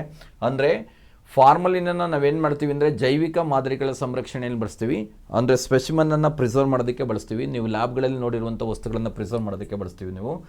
ಸೋಡಿಯಂ ಬೆಂಜೋಯೇಟನ್ನು ಆಹಾರ ಸಂರಕ್ಷಣೆಯನ್ನು ಬಳಸ್ತೀವಿ, ಎಸ್ಪೆಷಲಿ ಹಣ್ಣಿನ ರಸ ಕೆಟ್ಟೋಗ್ದಂಗೆ ಸಂರಕ್ಷಿಸೋದಕ್ಕೆ ಬಳಸ್ತೀವಿ. ಕಾರ್ಬನ್ ಟೆಟ್ರಾಕ್ಲೋರೈಡ್ ಅಂತ ಕೇಳ್ತಾರೆ, CCl4 ಅಂತ ಕರೀತಾರೆ ಇದನ್ನ. CCl4ಅನ್ನು ಬೆಂಕಿಯನ್ನು ನಂದಿಸೋದಕ್ಕೆ ಫೈರ್ ಎಕ್ಸ್ಟಿಂಗ್ವಿಷರ್ಗಳಲ್ಲಿ ಇದನ್ನು ಬಳಸ್ತಾರೆ. ಅಯೋಡೋಫಾರ್ಮನ್ನು ಡಿಸ್ಇನ್ಫ್ಯಾಕ್ಟೆಂಟ್ ಆಗಿ ಬಳಸ್ತಾರೆ, ನಂಜುನಾಶಕವಾಗಿ ಬಳಸ್ತೀವಿ. ಡಿಸ್ಇನ್ಫ್ಯಾಕ್ಟೆಂಟ್ ಆಗಿ ಬಳಸ್ತೀವಿ ಇದನ್ನ, ಡಿಸ್ಇನ್ಫ್ಯಾಕ್ಟೆಂಟ್. ಇದನ್ನು ಅಷ್ಟೇ, ನನಗನ್ಸುತ್ತೆ ಕನ್ನಡ ಪದಗಳನ್ನು ನೋಡೋದ್ರ ಬದಲಿಗೆ ಇಂಗ್ಲೀಷನ್ನು ನೋಡಿದ್ರೆ ಇನ್ನೊಂದು ಸ್ವಲ್ಪ ಈಸಿ ಆಗುತ್ತೆ. ಇಂಗ್ಲೀಷ್ ಪದಗಳಿಂದ ಹೆಚ್ಚಿಗೆ ಆನ್ಸರ್ ಮಾಡೋದಕ್ಕೆ ಹೆಲ್ಪ್ ಆಗುತ್ತೆ. ಅದರಿಂದ ಎಸ್ಪೆಷಲಿ ಸೈನ್ಸಲ್ಲಿ ನೀವು ಡ್ಯುಯಲ್ ಲ್ಯಾಂಗ್ವೇಜಸ್ನ ಬಳಸ್ಕೋಬೇಕು ಅಂತ ಹೇಳ್ತಾ ಮುಂದಿನ ಪ್ರಶ್ನೆಗೆ ಹೋಗೋಣ. ಓಕೆ, ಇಲ್ಲೂ ಇದೆ ಅದೇ same questions. Formalin preservation for biological specimens, ಅಂದರೆ ಸತ್ತೋಗಿರುವಂತಹ ಜೀವಿಗಳನ್ನು ಸಂರಕ್ಷಣೆ ಮಾಡೋದಕ್ಕೆ ಬಳಸ್ತೀವಿ ಇದನ್ನು, ಈಗ ಆಲ್ರೆಡಿ ಹೇಳಿದ್ದೀನಿ. ಸೋಡಿಯಂ ಬೆಂಜೋಯೇಟ್ ಫುಡ್ ಪ್ರಿಸರ್ವೇಷನಲ್ಲಿ ಬಳಸ್ತೀವಿ. ಕಾರ್ಬನ್ ಟೆಟ್ರಾಕ್ಲೋರೈಡ್ ಫೈರ್ ಎಕ್ಸ್ಟಿಂಗ್ವಿಷರ್ ಬಳಸ್ತೀವಿ. ಅಯೋಡೋಫಾರ್ಮ್ ಇದನ್ನು ಆಂಟಿಸೆಪ್ಟಿಕ್ ಆಗಿ ಬಳಸ್ತೀವಿ. ಎಸ್ಪೆಷಲಿ ಇಷ್ಟು ಈಸಿಯಾಗಿ ಇಂಗ್ಲೀಷಲ್ಲಿ ಮಾಡಿಬಿಡ್ಬೋದು, ಕನ್ನಡದಲ್ಲಿ ಪದಗಳೊಂದು ಸ್ವಲ್ಪ ಕಷ್ಟ ಅನಿಸ್ತವೆ. ಆದಷ್ಟು ಕನ್ನಡದಲ್ಲಿ ಓದಿ, ನಿಮಗೆ 80% ಅಷ್ಟು ಅರ್ಥ ಆಗಿರುತ್ತೆ. ಕಾರಣ ಮಾತೃಭಾಷೆಯಲ್ಲಿ ಓದಿದಾಗ, ನೀವು ಇಂಗ್ಲೀಷಲ್ಲಿ ಓದಿದಾಗ ಅದಕ್ಕೆ ಯಾವುದು ಕರೆಕ್ಟ್ ಆನ್ಸರ್ ಅನ್ನೋದನ್ನ ನೀವು ಈಸಿಯಾಗಿ ಗೆಸ್ ಮಾಡೋದಕ್ಕೆ ಹೆಲ್ಪ್ ಆಗಿಬಿಡುತ್ತೆ. ಅದಕ್ಕೋಸ್ಕರ ಇಂಗ್ಲೀಷಲ್ಲಿರೋದನ್ನ ಓದಿ ಅಂತ ಹೇಳ್ತಾ ಇದಕ್ಕೆ ಆನ್ಸರನ್ನು ಈಗ ಆಲ್ರೆಡಿ ಮಾಡಿದ್ದೀವಿ. ಮುಂದೆ ಹೋಗೋಣ. ತಾಮ್ರದ ಮೇಲ್ಮೈನ ಮೇಲೆ ಹಸಿರು ಲೇಪನ, ಕಬ್ಬಿಣದ ಮೇಲ್ಮೈನ ಮೇಲೆ ಕಂದು ಬಣ್ಣದ ಲೇಪನ, ಬೆಳ್ಳಿ ಅದರ ಮೇಲ್ಮೈನಲ್ಲಿ ಕಪ್ಪಾಗುವುದು. ಇದು ಏನನ್ನು ಸೂಚಿಸುತ್ತೆ ಅಂತ ಕೇಳಿದ್ದಾನೆ. ಓಕೆ, ಈ ಮೇಲಿನ ವಿದ್ಯಮಾನಗಳಿಗೆ ಇದು ಕಾರಣ ಆಗಿದೆ. ಹಿಂಗಾಗೋದಕ್ಕೆ ಕಾರಣ ಏನು? ತಾಮ್ರದ ಪಾತ್ರೆಗಳನ್ನು ನೀವು ಯೂಸಲಾಗಿ ಹಳ್ಳಿಗಳಲ್ಲಿ ಗೊತ್ತಿದೆ, ಈ ಹಬ್ಬಕ್ಕೆ ಕ್ಲೀನ್ ಮಾಡಿದ್ರೆ ನೆಕ್ಸ್ಟ್ ಹಬ್ಬಕ್ಕೆ ಕ್ಲೀನ್ ಮಾಡ್ತಾರೆ, ಅವನ್ನೆಲ್ಲ ಎತ್ತಿಟ್ಬಿಟ್ಟಿರ್ತಾರೆ. ಅವೆಲ್ಲ ಹಸಿರು ಲೇಪನಗಳನ್ನು ಮಾಡ್ಕೊಂಡಿರ್ತವೆ. ಕಾರಣ ಅದು ಕಾರ್ಬೋನೇಟ್ ಜೊತೆ ರಿಯಾಕ್ಟ್ ಆಗಿ ತಾಮ್ರದ ಕಾರ್ಬೋನೇಟ್ ಆಗಿ ಫಾರ್ಮ್ ಆಗಿರುತ್ತೆ, ಅದಕ್ಕೆ ಹಸಿರು ಬಣ್ಣಕ್ಕೆ ಬಂದಿರುತ್ತೆ. ಕಬ್ಬಣ ಗೊತ್ತಿದೆ, ನಿಮ್ಗೆ ಗೊತ್ತಿದೆ, ತುಕ್ಕಿಡಿದ್ಬಿಟ್ರೆ ಬಣ್ಣವನ್ನು ಕಳ್ಕೊಂಡ್ಬಿಟ್ಟು ಕಂದು ಬಣ್ಣಕ್ಕೆ ಬಂದುಬಿಡುತ್ತೆ, ಫ್ರಶ್ ಫಾರ್ಮೇಷನ್ ಆಗಿಬಿಡುತ್ತೆ. ಬೆಳ್ಳಿನೂ ಅಷ್ಟೇ, ಸೂರ್ಯನ ಕಿರಣಗಳಿಗೆ ನಿಮ್ಗೆ ಏನಾದ್ರು ತಾಗಿದ್ರೆ ಅದೇನಾಗುತ್ತೆ ಅಂದರೆ ಕಪ್ಪು ಬಣ್ಣಕ್ಕೆ ಬಂದಿರುತ್ತೆ. ಏನಾಗಿರುತ್ತೆ ಇದರ ಕ್ರಿಯೆಯಲ್ಲಿ, ಏನೇನು ಕೊಟ್ಟಿದ್ದಾನೆ ಆಪ್ಷನ್ಸಲ್ಲಿ ನೋಡೋಣ. ಅಂದರೆ ಅವನು ಕೇಳಿರೋದು ಈ ಬಣ್ಣಗಳು ಬರೋದಕ್ಕೆ ಕಾರಣ ಏನು ಅಂತ ಕೇಳಿದ್ದಾನೆ ಅವನು. ಓಕೆ, ಅದರ ಮೇಲೆ ಲೋಹದ ಆಕ್ಸೈಡ್ನ ಅಪಕರ್ಷಣೆ ಅಲ್ಲ, ರಿಡಕ್ಷನ್ಸ್ ಅಲ್ಲ ಇದು. ಓಕೆ, ತಪ್ಪಾಯ್ತದು. ಲೋಹದ ಆಕ್ಸೈಡ್ ತನ್ನದೇ ಆದ ಲೋಹದ ಆಕ್ಸೈಡ್ ಆಗಿ ಪರಿವರ್ತಿಸಿರುವುದು ಅದು ಮೇಜರಾಗಿ ಅಲ್ಲ, ಅದಾಗಬೇಕಾದ್ರೆ ಒಂದು ಕ್ರಿಯೆ ನಡಿಬೇಕಾಗತ್ತೆ. ಅವನು ವಿದ್ಯಮಾನ ಅಂತಲೇ ಕೇಳಿದ್ದಾನೆ. ಲೋಹದ ಸಲ್ಫೈಡ್ ತನ್ನೊಂದಿಗೆ ಲೋಹವನ್ನಾಗಿ ಪರಿವರ್ತಿಸುವುದು ಇದು ಕರೆಕ್ಟ್ ಅಲ್ಲ. ಆ ಲೋಹದ ಉತ್ಕರ್ಷಣೆಯಿಂದ ಆಕ್ಸಿಡೇಷನ್ ಆಗುವುದು, ಆಕ್ಸಿಡೇಷನ್ ಆಗಿ ಲೋಹದ ಆಕ್ಸೈಡ್ ಉಂಟಾಗುತ್ತೆ. ಆ ಲೋಹದ ಆಕ್ಸೈಡ್ ಉಂಟಾಗೋದ್ರಿಂದ ಈ ಕ್ರಿಯೆ ಆಗುತ್ತೆ. ಆಕ್ಸಿಡೇಷನ್ ಅನ್ನೋದು ಕರೆಕ್ಟ್ ಆನ್ಸರು. ಏನು ಉತ್ಕರ್ಷಣೆ ಅಂದರೆ, ಯಾವುದಾದ್ರೂ ಒಂದು ರಾಸಾಯನಿಕ ಕ್ರಿಯೆ ಆಮ್ಲಜನಕವನ್ನು ಪಡ್ಕೊಂಡು ಹೈಡ್ರೋಜನನ್ನು ಕಳ್ಕೊಂಡ್ರೆ ಅದನ್ನ ನಾವು ಉತ್ಕರ್ಷಣೆ ಅಂತ ಕರಿತೀವಿ. To gain oxygen to reduce ಹೈಡ್ರೋಜನ್ನ ಕಳ್ಕೊಂಡು ಆಕ್ಸಿಜನ್ನ ಪಡ್ಕೊಂಡ್ರೆ ಅಂಥ ಕ್ರಿಯೆಗಳನ್ನು ನಾವು ಉತ್ಕರ್ಷಣೆ ಅಂತ ಕರಿತೀವಿ ಕನ್ನಡದೊಳಗೆ. ಇಂಗ್ಲೀಷಲ್ಲಿ ಆಕ್ಸಿಡೇಷನ್ ಅಂತ ಕರಿತೀವಿ. ಇವೆಲ್ಲ ಉತ್ಕರ್ಷಣೆಗೊಂಡು ಆಗಿರುವಂಥ ಕ್ರಿಯೆ, ಆಕ್ಸಿಡೇಷನ್ ಪ್ರೋಸೆಸ್ ಅನ್ನೋದು ಕರೆಕ್ಟ್ ಆನ್ಸರು. ಆದ್ದರಿಂದ ಇದಕ್ಕೆ ಟಿಕ್ ಮಾಡಬೇಕು ಅಂತ ಗೊತ್ತಿರಬೇಕಾಗುತ್ತೆ. ಮುಂದಿನ ಪ್ರಶ್ನೆಗೆ ಹೋಗೋಣ. ಬೆಂಕಿ ಕಡ್ಡಿಯನ್ನು ಉಜ್ಜಿದ ಮೇಲ್ಮೈಗೆ ಉಜ್ಜಿದಾಗ ಉಂಟಾಗುವ ಸರಿಯಾದ ಪ್ರಕ್ರಿಯೆ ಅಂತ ಕೇಳಿದ್ದಾನೆ. ಏನು ಆಪ್ಷನ್ಸ್ ಕೊಟ್ಟಿದ್ದಾನೆ ನೋಡೋಣ. ಬಿಳಿ ಫಾಸ್ಫರಸ್ ಕಂಪು ಫಾಸ್ಫರಸ್ ಆಗಿ ಪರಿವರ್ತನೆ ಆಗುತ್ತೆ. ಬೆಂಕಿ ಕಡ್ಡಿಯಲ್ಲಿ ವೈಟ್ ಫಾಸ್ಫರಸ್ನ ಬಳಸಲ್ಲ, ಬಿಳಿ ರಂಜಕವನ್ನು ಬಳಸಲ್ಲ. ನಿಮ್ಗೆ ಗೊತ್ತಿರಲಿ, ಫಾಸ್ಫರಸ್ ಅಂತ ಇಂಗ್ಲೀಷಲ್ಲಿ ಕರಿತೀವಿ, ಫಾಸ್ಫರಸ್ ಕನ್ನಡದಲ್ಲಿ ರಂಜಕ ಅಂತ ಕರಿತೀವಿ. ರಂಜಕ ಎರಡು ರೀತಿ ರಂಜಕ ಇದೆ, ಒಂದು ವೈಟ್ ಫಾಸ್ಫರಸ್ಸು, ಇನ್ನೊಂದು ರೆಡ್ ಫಾಸ್ಫರಸ್ಸು. ವೈಟ್ ಫಾಸ್ಫರಸ್ನ ಬೆಂಕಿ ಕಡ್ಡಿನಲ್ಲಿ ಬಳಸಲ್ಲ, ಅದರಿಂದ ಮೊದಲನೇದು ತಪ್ಪು. ಕಪ್ಪು ಫಾಸ್ಫರಸ್ಸು ಬಿಳಿ ಫಾಸ್ಫರಸ್ ಆಗಿ ಕನ್ವರ್ಟ್ ಆಗುತ್ತೆ, ಇದು ಕೂಡ ತಪ್ಪು. ಕೆಂಪು ಫಾಸ್ಫರಸ್ಸು ಬಿಳಿ ಫಾಸ್ಫರಸ್ ಆಗಿ ಪರಿವರ್ತನೆ ಆಗುತ್ತೆ, ಇದು ಕೂಡ ತಪ್ಪು. ಕೆಂಪು ಫಾಸ್ಫರಸ್ಸು ಕಪ್ಪು ಫಾಸ್ಫರಸ್ ಆಗಿ ಪರಿವರ್ತನೆ ಆಗುತ್ತೆ, ಇದು ಸರಿಯಾದ ಉತ್ತರ. ರೆಡ್ ಫಾಸ್ಫರಸ್ನ ನಾವು ಎಂತರಲ್ಲಿ ಬಳಸ್ತೀವಿ ಅಂದರೆ ಬೆಂಕಿ ಕಡ್ಡಿಯನ್ನು ಮಾಡೋದಕ್ಕೆ ಬಳಸ್ತೀವಿ. ಬೆಂಕಿ ಕಡ್ಡಿಯಲ್ಲಿ ರಬ್ಬಿಂಗನ್ನು ಮಾಡಿದಾಗ ಉಜ್ಜಿದಾಗ ಏನಾಗುತ್ತೆ ಅಂತಂದರೆ ಕಪ್ಪು ಫಾಸ್ಫರಸ್ ಆಗಿ ಪರಿವರ್ತನೆ ಹೊಂದುತ್ತೆ, ಅದರಿಂದ ಬೆಂಕಿ ಕಡ್ಡಿ ಹತ್ಕೊಳ್ಳೋದಕ್ಕೆ ಹೆಲ್ಪ್ ಆಗುತ್ತೆ. ಇದು ಕರೆಕ್ಟ್ ಆದಂಥ ಆನ್ಸರ್. ಓಕೆ, ನಿಮ್ಗೆ ಗೊತ್ತಿದೆ ರಂಜಕವನ್ನು ಎರಡು ರೀತಿಯಲ್ಲಿ ರಂಜಕ ಇದೆ. ಬಿಳಿ ರಂಜಕ ಅಟ್ಮಾಸ್ಫಿರಿಕ್ ಆಕ್ಸಿಜನ್ ಜೊತೆಗೆ ಹತ್ಕೊಂಡು ಹೊರತೋಗುತ್ತೆ, ಇದಕ್ಕೆ ಫಾಸ್ಫೋರೋಸಿನ್ಸ್ ಅಂತ ಕರೀತಾರೆ. ಓಕೆ, ಕನ್ನಡದಲ್ಲಿ ಸ್ಫುರದೀಪ್ತಿ ಅಂತ ಕರೀತಾರೆ. ನಾವು ಸತ್ ನಂತರ ಸ್ಮಶಾನದಲ್ಲಿ ಬೆಂಕಿ ರಾತ್ರಿ ಹೊತ್ತು ನೋಡಿದ್ರೆ ಬೆಂಕಿ ಕಾಣಿಸ್ಕೊಳ್ಳುತ್ತೆ, ಆ ಬೆಂಕಿ ಕಾಣಿಸ್ಕೊಳ್ಳೋದನ್ನೇ ಕೊಳ್ಳಿದೇವ ಅಂತ ಅಂದ್ಕೊಳ್ತೀರಾ. ಕಾರಣ ಅಂದ್ರೆ ಬೋನಲ್ಲಿ ಬಿಳಿ ರಂಜಕ ಇದೆ, ಆ ಬಿಳಿ ರಂಜಕ ಗಾಳಿಗೆ ಎಕ್ಸ್ಪೋಸ್ ಆದಾಗ ಹತ್ಕೊಂಡು ಹುರಿದೋಗುತ್ತೆ, ಇದನ್ನೇ ಬಿಳಿ ರಂಜಕ ಅಂತ ಫಾಸ್ಫೋರಸನ್ಸ್ ಅಂತ ಇಂಗ್ಲೀಷಲ್ಲಿ ಕರಿತೀವಿ, ಹಳ್ಳಿಗಳಲ್ಲಿ ಕೊಳ್ಳಿದೇವ ಅಂತ ಕರೀತಾರೆ, ಸ್ಫುರದೀಪ್ತಿ ಅಂತ ಕನ್ನಡದಲ್ಲಿ ಹೇಳ್ತೀವಿ. ಓಕೆ, ಇದನ್ನು ನೀರಿನಲ್ಲಿ ಸಂಗ್ರಹಿಸ್ತಾರೆ, ರಿಯಾಕ್ಟ್ ಆಗಬಾರ್ದು ಅನ್ನೋದು ಉದ್ದೇಶದಿಂದ ನೀರಿನಲ್ಲಿ ಸಂಗ್ರಹಿಸ್ತಾರೆ, ಅದಕ್ಕೋಸ್ಕರ ಇದನ್ನು ಜಲಪಾಷಾಣ ಅಂತಲೇ ಕರಿತೀವಿ, ವಾಟರ್ ಪಾಯ್ಸನ್ ಅಂತಲೇ ಕರಿತೀವಿ. ರೆಡ್ ಫಾಸ್ಫರಸ್ಸು ಒಂದು ಸ್ವಲ್ಪ ಸ್ಟೇಬಲ್ ಆಗಿರುತ್ತೆ, ಇದನ್ನ ಬೆಂಕಿ ಕಡ್ಡಿಗಳನ್ನು ಮಾಡೋದಕ್ಕೆ, ಪಟಾಕಿಗಳನ್ನು ಮಾಡೋದಕ್ಕೆ, ಸಿಡಿಮದ್ದುಗಳನ್ನು ಮಾಡೋದಕ್ಕೆ ಇದನ್ನು ಬಳಸ್ತಾರೆ. ಓಕೆ, ಇಲ್ಲಿ ಯಾವಾಗ ಹತ್ಕೊಳ್ಳುತ್ತೆ ಬೆಂಕಿ ಕಡ್ಡಿ ಅಂತಂದರೆ ರೆಡ್ ಫಾಸ್ಫರಸ್ಸು ಕಪ್ಪು ಫಾಸ್ಫರಸ್ ಆಗಿ ಕನ್ವರ್ಟ್ ಆದಾಗ, ಬ್ಲಾಕ್ ಫಾಸ್ಫರಸ್ ಆಗಿ ಕನ್ವರ್ಟ್ ಆದಾಗ ಇದು ಹತ್ಕೊಳ್ಳುತ್ತೆ ಅನ್ನೋದು ಗೊತ್ತಿರಬೇಕು. ನೆಕ್ಸ್ಟ್ ಪ್ರಶ್ನೆಗೆ ಹೋಗೋಣ. ಫಾಲೋ ಮಾಡ್ತಾ ಇದ್ದೀರಾ ಅಂತ ಅಂದ್ಕೊಂಡಿರ್ತೀನಿ. ರಾಜದ್ರವದ ಬಗ್ಗೆ ಸರಿಯಾದ ಹೇಳಿಕೆ. ಓಕೆ, ಆ್ಯಕ್ಚುಲಿ ಇದನ್ನ ಇಂಗ್ಲೀಷಲ್ಲಿ ತಪ್ಪಾಗಿ ಕೊಟ್ಟಿದ್ದಾನೆ, ರಾಯಲ್ ಲಿಕ್ವಿಡ್ ಅಂತ ಕೊಟ್ಟಿದ್ದಾನೆ, ಆ ಪದವನ್ನು ಬಳಸಲಿಲ್ಲ, ಅಕ್ವರೇಜಿಯಾ ಅಂತ ಬಳಸಿರ್ತೀವಿ ನಾವು. ಆದ್ದರಿಂದ ನೋಡಿ ಬರೀಬೇಕು, ಒಂದೊಂದ್ಸಲ ಇಂಗ್ಲೀಷ್ ಪದಗಳು ನಿಮಗೆ ತಲೆ ತಿಂದುಬಿಡ್ತವೆ, ಆದರೆ ಎರಡನ್ನೂ ಹೋಲಿಕೆ ಮಾಡಿದಾಗ ಕರೆಕ್ಟ್ ಆನ್ಸರ್ ಬರೋದಕ್ಕೆ ಒಂದು ಹೆಲ್ಪ್ ಆಗುತ್ತೆ. ಓಕೆ, ಅಕ್ವರೇಜಿಯಮ್ ಅಂತ ಕೇಳಿರ್ತೀರಾ. ಅಕ್ವರೇಜಿಯಮ್ನಲ್ಲಿ ಎರಡು ಆಮ್ಲಗಳಿರ್ತವೆ, ಒಂದು ಹೈಡ್ರೋಕ್ಲೋರಿಕ್ ಆ್ಯಸಿಡ್ HCl ಇರುತ್ತೆ, ಇನ್ನೊಂದು HNO3 ನೈಟ್ರಿಕ್ ಆ್ಯಸಿಡ್ ಇರುತ್ತೆ. ಇವು ಮೂರು ಯಾವ ರೇಷನಲ್ಲಿ ಇರುತ್ತೆ ಅಂದರೆ 3:1 ರೇಷನಲ್ಲಿ ಇರುತ್ತೆ. ಇದನ್ನು ಹೈದರಾಬಾದ್ ಕರ್ನಾಟಕಕ್ಕೆ ಕೂಡ ಕೊಟ್ಟಿದ್ದ ಕ್ವಶನ್ಸನ್ನು. ಇದು ರಾಜಮನೆತನದವರು ಮಾತ್ರ ಕುಡಿಯುವ ಸಲುವಾಗಿ ಬಳಸುವ ನೀರು ಅಂತ ಇದೆ, ಇದು ನೀರಲ್ಲ, ತಪ್ಪು ಆಪ್ಷನ್ಸ್. ಓಕೆ, ಇದು ಚಿನ್ನ ಮತ್ತು ಪ್ಲಾಟಿನಮನ್ನು ಕರಗಿಸುತ್ತದೆ, ಇದು ಕರೆಕ್ಟು. ನೋಬಲ್ ಲೋಹಗಳನ್ನು ಕರಗಿಸೋದಕ್ಕೆ ಹೆಚ್ಚು ಬೆಲೆಯುಳ್ಳಂತಹ ಲೋಹಗಳನ್ನು ಕರಗಿಸೋದಕ್ಕೆ ಇದನ್ನು ಬಳಸ್ತೀವಿ. ಇದು ಕರೆಕ್ಟು. ಇದು ಕಟು ಕ್ಷಾರೀಯ ಗುಣವನ್ನು ಹೊಂದಿದೆ, ಐಲಿ ಕರೋಸನನ್ನು ಹೊಂದಿದೆ, ಬೇಗ ಕರಗಿಸುತ್ತೆ. ಇದು ಸರಿಯಾಗಿದೆ. ಇದು ಹೊಗೆ ಮಾಡುವ ದ್ರವ, ಇದು ಕೂಡ ಕರೆಕ್ಟ್ ಇದೆ. ಕಾರಣ ನೈಟ್ರಿಕ್ ಆ್ಯಸಿಡ್ ಇರುತ್ತೆ. ನೈಟ್ರಿಕ್ ಆ್ಯಸಿಡು ಒಂದು ಪಂಜೆಂಟ್ ಸ್ಮೆಲ್ಲು, ಒಂದು ಫ್ಯೂಮ್ಸನ್ನು ಕ್ರಿಯೇಟ್ ಮಾಡುವಂಥದ್ದು. ಅಂದರೆ 3 ಆಪ್ಷನ್ಸು 2, 3, 4 2, 3, 4 ಮೂರನೇ ಆಪ್ಷನ್ಸು ಸರಿಯಾಗಿದೆ. ಓಕೆ, ಈ ರೀತಿ ನೀವು ಅನಾಲಿಸಿಸ್ ಮಾಡ್ಕೊಂಡ್ಬಿಟ್ರೆ ಆನ್ಸರ್ನ ಗೆಸ್ ಮಾಡೋದು ಈಸಿ ಆಗುತ್ತೆ. ಪ್ರತಿಯೊಂದಕ್ಕೂ ಆನ್ಸರ್ ನೋಡ್ತಾ ಹೋಗ್ಬಿಡ್ಬಾರ್ದು. ಮೊದಲಿಗೆ ಆನ್ಸರ್ ಸರಿ ಯಾವುದು ತಪ್ಪು ಯಾವುದು ಅಂತ ಮಾಡ್ಕೊಂಡ್ಬಿಟ್ರೆ ಒಂದೇ ಸಲ ಕ್ಲಿಯರಾಗಿ ಆನ್ಸರ್ಗೆ ನಾವು ನೇರವಾಗಿ ಹೋಗೋದಕ್ಕೆ ಆನ್ಸರ್ನ ಅಟ್ಯಾಕ್ ಮಾಡೋದಕ್ಕೆ ಹೆಲ್ಪ್ ಆಗುತ್ತೆ. ನೆಕ್ಸ್ಟ್ ಪ್ರಶ್ನೆಗೆ ಹೋಗೋಣ. ಭೂಸ್ಥಿರ ಉಪಗ್ರಹದ ಕುರಿತು ತಪ್ಪು ಹೇಳಿಕೆಯನ್ನು ಆಯ್ಕೆ ಮಾಡಿ ಅಂತ ಹೇಳಿದ್ದಾರೆ. ಅಂದರೆ ಭೂಸ್ಥಿರ ಉಪಗ್ರಹಕ್ಕೆ ಸಂಬಂಧಿಸಿದಂತೆ ಈ ಕೆಳಗಿನ ಯಾವ ಹೇಳಿಕೆ ತಪ್ಪಾಗಿದೆ ಅಂತ ಕಂಡುಹಿಡಿಬೇಕು ನಾವು. ಇದರ ಕಾಲಾವಧಿ 24 ಗಂಟೆಗಳು, ಇದು ಸರಿ ಇದೆ. ಭೂಸ್ಥಿರ ಉಪಗ್ರಹಗಳು ಅಂದರೆ ಭೂಮಿಗೆ ಸ್ಥಿರವಾಗಿ ಸ್ಥಾಪಿಸಿದಂಥ ಉಪಗ್ರಹಗಳನ್ನು ಭೂಸ್ಥಿರ ಉಪಗ್ರಹಗಳು ಅಂತ ಕರಿತೀವಿ.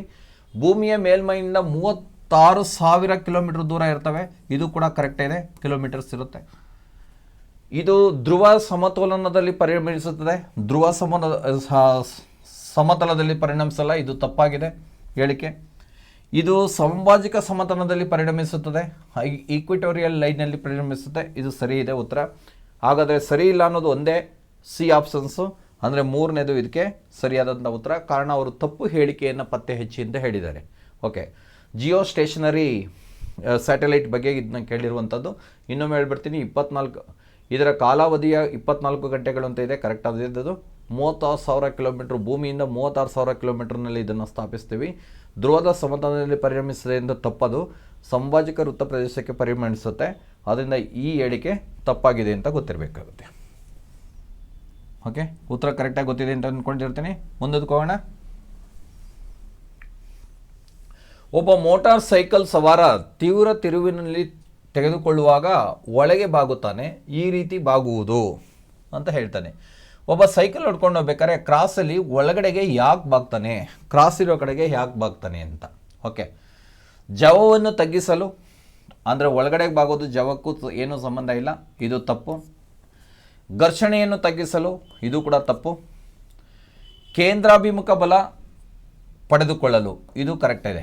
ಕೇಂದ್ರಾಭಿಮುಖ ಬಲ ಅಂತ ತೆಗೆದುಕೊಳ್ಳೋದಕ್ಕೆ ಅಂತಂದರೆ ಕೇಂದ್ರದ ಕಡೆಗೆ ವರ್ತಿಸುವಂಥ ಬಲವನ್ನು, the force acting towards the centre is centripetal force ಅಂತ ಕರಿತೀವಿ.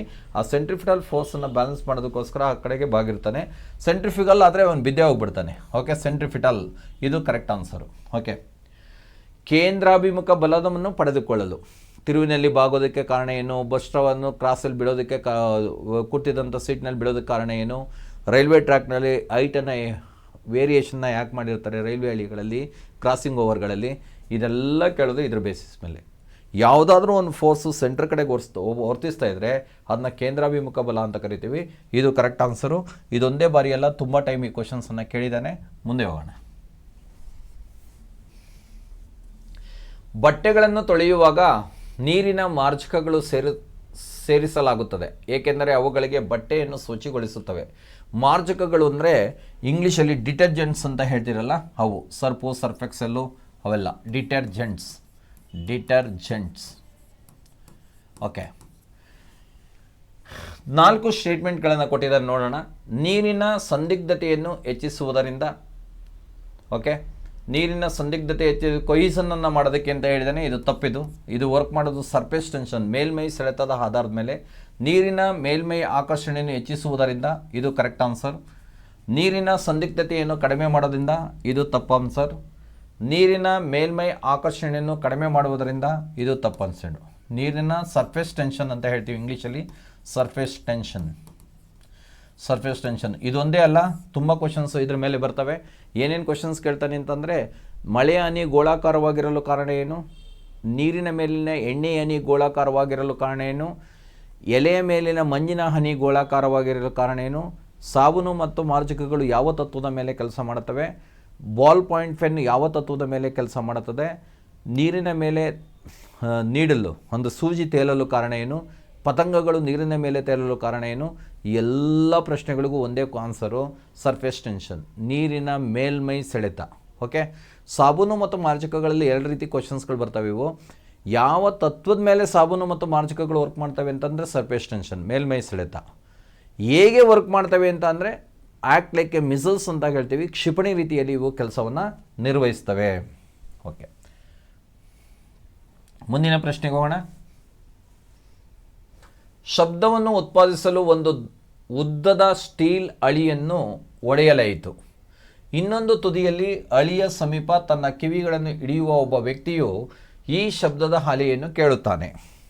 ಓಕೆ, ಆ ಸ್ಟೇಟ್ಮೆಂಟ್ ಕೊಟ್ಬಿಟ್ಟು ಏನಾಯಿತು ಅನ್ನೋದನ್ನ ಇಲ್ಲಿ ಕೊಟ್ಟಿದ್ದಾರೆ. ಒಟ್ಟಿನಲ್ಲಿ ಇದೇ ಕ್ವಶನ್ಸು UPSC ಕೂಡ ಬಂದಿತ್ತು.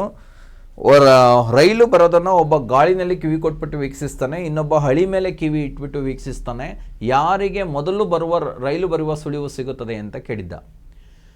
ಗಾಳಿನಲ್ಲಿ ಶಬ್ದದ ವೇಗ 332 ಮೀಟರ್ ಪರ್ ಸೆಕೆಂಡು, ಲೋಹಗಳಲ್ಲಿ ಶಬ್ದದ ವೇಗ 5000 ಮೀಟರ್ ಪರ್ ಸೆಕೆಂಡು. ಯಾರು ಹಳಿ ಮೇಲೆ ಕಿವಿ ಇಟ್ಟಿರ್ತಾನೋ ಅವನಿಗೆ ಬೇಗ ಕೇಳುತ್ತೆ ಅಂತ ಕೇಳಿದರೆ, ಅದೇ ತೀರದಲ್ಲಿ ಇದು ಒಂದು ಕ್ವಶನ್ಸ್ ಕೇಳಿರೋದು. ಸ್ಟೀಲ್ ಮೂಲಕ ಒಂದು ಸಾರಿ ಮಾತ್ರ ಇಲ್ಲ, ಆ ಥರ ಏನಿಲ್ಲ, ಒಂದು ಸಾರಿ ಮಾತ್ರ ತಪ್ಪಿದು. ಗಾಳಿಯ ಮೂಲಕ ಒಂದು ಸಾರಿ ಮಾತ್ರ, ಇದು ಕೂಡ ತಪ್ಪು. 2 ಸಾರಿ, ಮೊದಲು ಸ್ಟೀಲ್ ಮೂಲಕ ನಂತರ ಗಾಳಿ ಮೂಲಕ ಅಂತ ಇದೆ, ಇದು ಕರೆಕ್ಟು. ಕಾರಣ ಶಬ್ದದ ವೇಗ ಗಾಳಿಯ ವೇಗಕ್ಕಿಂತ, ಗಾಳಿಯಲ್ಲಾಗುವಂಥ ವೇಗಕ್ಕಿಂತ ಲೋಹಗಳಲ್ಲಾಗುವಂಥ ವೇಗ ಜಾಸ್ತಿ ಇರುತ್ತೆ. ಆದ್ದರಿಂದ ಇದು 2 ಬಾರಿಯಾಗಿ ನಂತರ ಕೇಳಿಸುತ್ತದೆ ಅನ್ನೋದು ಕರೆಕ್ಟ್ ಆನ್ಸರು. ಇದು ಉಲ್ಟಾ ಕೊಟ್ಟಿದ್ದಾನೆ, ಇದು ಕೂಡ ತಪ್ಪು. ಹಾಗಾದರೆ ಯಾವ್ದು ಕರೆಕ್ಟ್ ಅಂದರೆ 2 ಸಾರಿ ಮೊದಲು ಸ್ಟೀಲ್ ಮೂಲಕ ಕೇಳಿಸ್ತೀವಿ, ನಂತರ ಗಾಳಿ ಮೂಲಕ ಕೇಳ್ತೀವಿ. ಕಾರಣ ಏನು ಅಂತಂದರೆ ಗಾಳಿಯಲ್ಲಿ ಶಬ್ದದ ವೇಗ 332 ಮೀಟರ್ ಪರ್ ಸೆಕೆಂಡ್. ಅದೇ ದ್ರವದಲ್ಲಿ ಶಬ್ದದ ವೇಗ 4400 ಮೀಟರ್ ಪರ್ ಸೆಕೆಂಡ್. ಅದೇ ಲೋಹಗಳಲ್ಲಿ ಶಬ್ದದ ವೇಗ 5000 ಮೀಟರ್ ಪರ್ ಸೆಕೆಂಡ್. ಆದ್ದರಿಂದ ಲೋಹಗಳಲ್ಲಿ ಮೊದಲಿಗೆ ಕೇಳ್ತೀವಿ, ನಂತರ ಏನು ಮಾಡ್ತೀವಿ, ಗಾಳಿನಲ್ಲಿ ಕೇಳ್ತೀವಿ. ಇದು ಕರೆಕ್ಟ್ ಆನ್ಸರು. ಈ ಥರ ಲಾಜಿಕ್ ಆಗಿ ನೀವು ಆನ್ಸರನ್ನು ಅನಲೈಸ್ ಮಾಡಿ ಬರಿಬೇಕಾಗುತ್ತೆ. ಮುಂದಿನ ಪ್ರಶ್ನೆಗೆ ಹೋಗೋಣ ಸ್ನೇಹಿತರೆ. ಹೊಂದಿಸಿ ಬರೆಯಿರಿ. ಮ್ಯಾಥ್ಯೂ ಫಾಲೋಯಿಂಗ್ ಅಂತ ಹೇಳಿದ್ದಾನೆ. ಇದನ್ನ ನನಗನ್ಸುತ್ತೆ ಇದನ್ನು ಅಷ್ಟೇ ಇಂಗ್ಲೀಷಲ್ಲಿ ನೀವು ಏನಾದ್ರು ತೆಗೆದುಕೊಂಡ್ರೆ ಬೆಸ್ಟ್ ಆಗಿರುತ್ತೆ. ಇಂಗ್ಲೀಷಲ್ಲೇ ತೆಗೆದುಕೊಳ್ಳೋಣ, ಕಾರಣ ತುಂಬ ಈಸಿಯಾಗಿರುತ್ತೆ. ನಂತರ ಬೇಕಾದ್ರೆ ಕನ್ನಡಕ್ಕೆ ಹೋಗೋಣ ಆಮೇಲೆ. ಓಕೆ, ನಂತರ ಹೋಗೋಣ. ಏನೇನು ಕೊಟ್ಟಿದ್ದಾನೆ? AB ಪಟ್ಟಿಯನ್ನು ಕೊಟ್ಟಿದ್ದಾನೆ. A ಪಟ್ಟಿಗೂ B ಪಟ್ಟಿಗೂ ಮ್ಯಾಚನ್ನು ಮಾಡಬೇಕು. ಎಲೆಕ್ಟ್ರಿಕ್ ಮೋಟಾರು ಯಾವ ತತ್ವದ ಮೇಲೆ ವರ್ಕ್ ಮಾಡುತ್ತೆ ಅಂತಂದರೆ ವಿದ್ಯುತ್ ಶಕ್ತಿಯನ್ನು ಯಾಂತ್ರಿಕ ಶಕ್ತಿಯನ್ನಾಗಿ ಪರಿವರ್ತಿಸೋದು ಅಂತ ಹೇಳ್ತೀರಾ ಕನ್ನಡದೊಳಗೆ. Electric motor mechanical effect of ಕರೆಂಟಿಂದ ವರ್ಕ್ ಮಾಡುತ್ತೆ. ಇದು correct answer. Okay, next electric bell ಯಾವ ತತ್ವದ ಮೇಲೆ ಕೆಲಸ ಮಾಡುತ್ತೆ ಅಂತಂದರೆ ಮ್ಯಾಗ್ನೆಟಿಕ್ ಎಫೆಕ್ಟ್ ಆಫ್ ಕರೆಂಟಿಂದ ವರ್ಕ್ ಮಾಡುತ್ತೆ. ಇದರೊಳಗೆ ಒಂದು ಅಯಸ್ಕಾಂತ ಇರುತ್ತೆ, ಮ್ಯಾಗ್ನೆಟಿಕ್ ಎಫೆಕ್ಟ್ ಆಫ್ ಕರೆಂಟಿಂದ ಇದು ಕೆಲಸ ಮಾಡುತ್ತೆ. ಟ್ರಾನ್ಸ್ಫಾರ್ಮರ್ಲಿ ಪ್ರೈಮರಿ ಕಾಯಿಲ್, ಸೆಕೆಂಡರಿ ಕಾಯಿಲ್ಸ್ ಇರ್ತವೆ. ಕಾಯಿಲ್ ಮತ್ತು ಇದು 2 ಇದ್ಬಿಟ್ಟು ಮ್ಯೂಚುವಲ್ ಆಗಿ ಕೆಲಸವನ್ನು ಮಾಡುತ್ತೆ. ಮ್ಯೂಚುವಲ್ ಇಂಡಕ್ಷನ್ ತತ್ವದ ಮೇಲೆ ಕೆಲಸ ಮಾಡುತ್ತೆ. ಎಲೆಕ್ಟ್ರೋಪ್ಲೇಟಿಂಗ್, ಇನ್ನೊಂದು ಲೋಹದ ಮೇಲೆ ಪ್ಲೇಟಿಂಗ್ ಮಾಡೋದಕ್ಕೆ ಕೆಮಿಕಲ್ ಎಫೆಕ್ಟ್ ಆಫ್ ಕರೆಂಟ್ ಮೇಲೆ ಕೆಲಸವನ್ನು ಮಾಡುತ್ತೆ. ಈಗ ಒಂದೊಂದಾಗಿ ನೋಡೋಣ. ಎಲೆಕ್ಟ್ರಿಕ್ ಮೋಟಾರ್ ಯಾವುದು? 4ನೇದು. 1, 4, 2 ಇದೆ. ಓಕೆ, ನೋಡೋಣ ಇನ್ನೊಂದು ಇದನ್ನು.